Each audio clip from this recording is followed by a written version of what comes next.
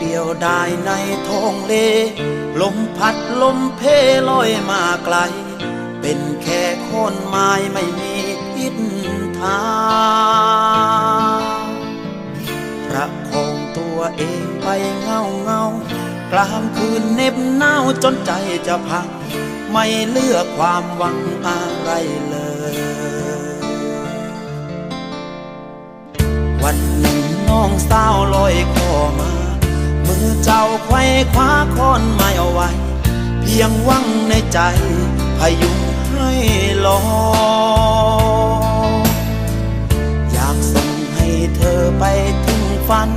พื้นดินทางนั้นยังรอคอยแรงเหลืออยู่น้อยจะไปอย่างไรหากมีเรือสักลำแล่นมาก็ขอให้เธออย่าช้าขึ้นเรือนั้นไปเปรียบกับพี่เป็นแค่ขอนไม้ต่อให้รักเจ้ามากเพียงไหนถูกพังไปพึ่งพาก็ได้ไม่นานเปรียบกับพี่เป็นแค่ขอนไม้ก็ลอยคอให้เพียงข้ามวันแต่ฟังฝันขอเพียงให้เรือพาเจ้าไป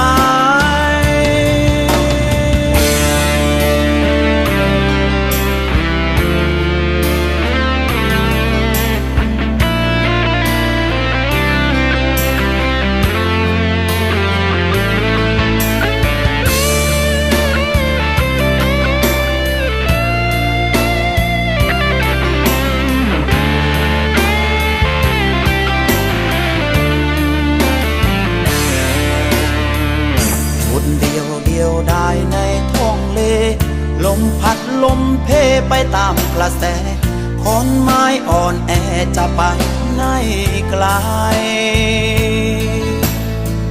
ไม่อยากให้จมไปด้วยกัน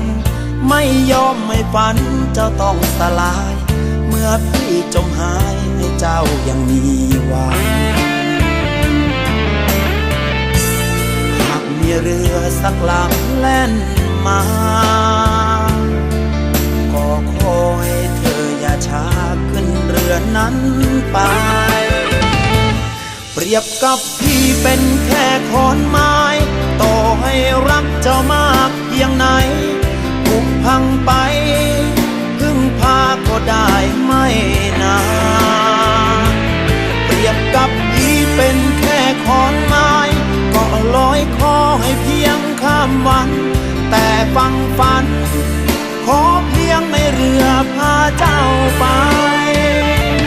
เปรียบกับพี่เป็นแค่ขอนไม้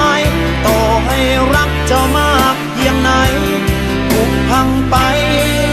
พึ่งพาก็ได้ไม่นานเปรียบกับพี่เป็นแค่ขอนไม้ก็ลอยคอให้เพียงข้ามวันแต่ฟังฝัน